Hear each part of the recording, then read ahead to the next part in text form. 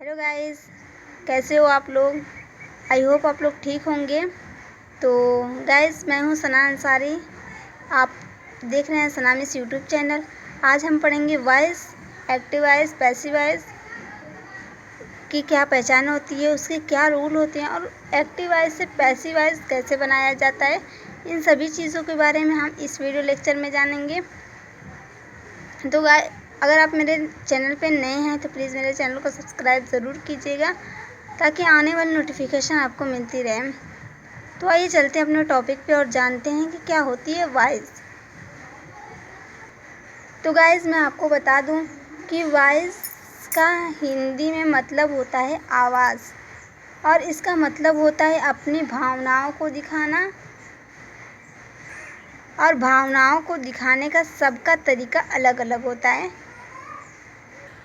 जैसे कि वह आम खाता है और दूसरा सेंटेंस है आम खाया जाता है उसके द्वारा। तो दोनों सेंटेंस देखने में अलग अलग लग रहे हैं, लेकिन दोनों का मतलब एक ही है, दोनों की फीलिंग एक ही है। तो ये जो वॉइस है वो ये वही कहता है कि सबके भावनाओं को दिखाने का तरीका अलग अलग हो सकता है। जैसे मैंने यहाँ पे एग्जांपल दिया। तो वॉइस जो होते हैं वो दो प्रकार के होते हैं, एक्टिव वॉइस और पैसिव वॉइस। सेंटेंस जो होते हैं वो दो तरह के होते हैं। पहला वो सेंटेंस होता है जिसके हम सब्जेक्ट पर फोकस करते हैं, और दूसरा वो सेंटेंस होता है जिसके हम ऑब्जेक्ट पर फोकस करते हैं। जिसके हम सब्जेक्ट पर फोकस करते हैं उसे हम कहते हैं एक्टिव वॉइस, और जिसकी हम ऑब्जेक्ट पर फोकस करते हैं उसे हम कहते हैं पैसिव वॉइस। ठीक है। तो आपने एक्टिव वॉइस पढ़ चुके हैं, आपने टेंस पढ़ा होगा। तो वहाँ पे सेंटेंस में क्या होता है, हम किसी के सेंटेंस में जो सब्जेक्ट होता है उस पे हम फोकस करते हैं। तो मैंने अभी बताया कि जिसके सब्जेक्ट पर फोकस किया जाता है उसे हम एक्टिव वॉइस कहते हैं। तो हम एक्टिव वॉइस पढ़ चुके हैं, हमें सिर्फ पढ़ना है अब पैसिव वॉइस। तो जब हम एक्टिव वॉइस से पैसिव वॉइस बनाएंगे तो वहाँ पे हम सब्जेक्ट पर फोकस ना करके हम ऑब्जेक्ट पर फोकस करते हैं, और हम वहाँ पे वर्ब की थर्ड फॉर्म यूज़ करते हैं जब हम एक्टिव वॉइस से पैसिव वॉइस बनाते हैं। तो टेंस कोई भी हो, प्रेजेंट इंडेफिनिट टेंस हो, पास्ट इंडेफिनिट टेंस हो, प्रेजेंट परफेक्ट टेंस हो, प्रेजेंट कॉन्टिन्यूअस टेंस हो, कोई भी टेंस हो, उसमें हम सिर्फ क्या यूज़ करेंगे, वर्ब की थर्ड फॉर्म।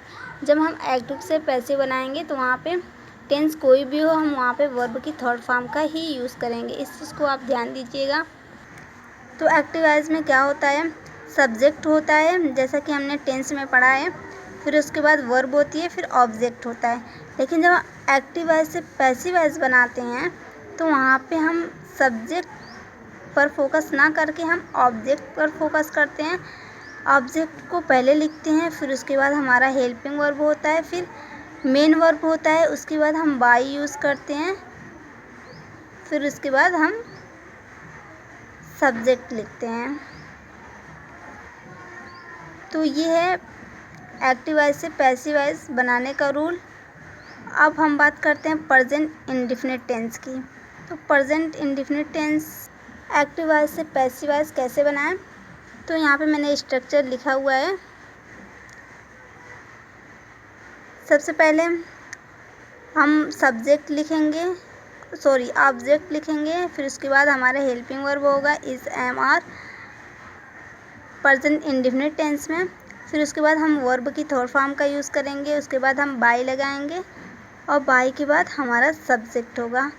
जैसे कि यहाँ पे एग्जांपल ही हेल्प मी, तो यहाँ पे ये एक्टिव वॉइस है, ही हेल्प मी।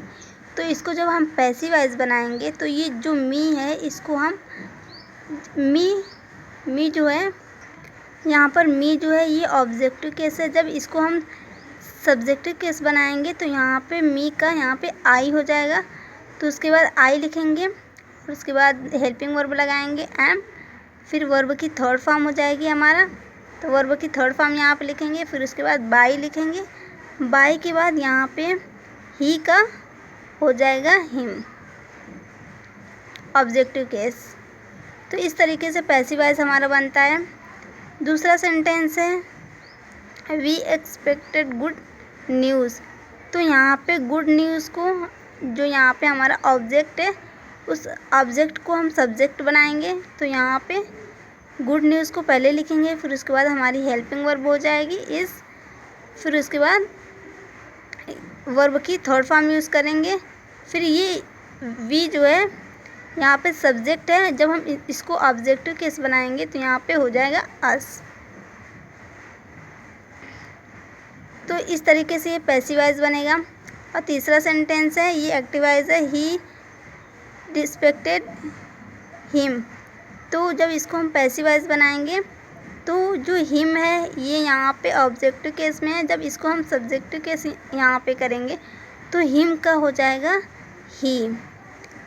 और उसके बाद हम ही के अकॉर्डिंग इज एम आर का यूज़ करेंगे। फिर उसके बाद वर्ब की थर्ड फॉर्म लगाएंगे और फिर उसके बाद बाई लिखेंगे। बाई के बाद वी जो है यहाँ पे सब्जेक्टिव केस है, जब हम इसको ऑब्जेक्टिव केस बनाएंगे तो ये वी का हो जाएगा अस। तो इस तरीके से बनती है एक्टिव से पैसिव वॉइस। तो ये वीडियो आपको कैसी लगी प्लीज़ मुझे कमेंट करके बताइएगा। आज के लिए इतना ही, अब मिलती हूँ अगले वीडियो में, तब तक के लिए बाय बाय।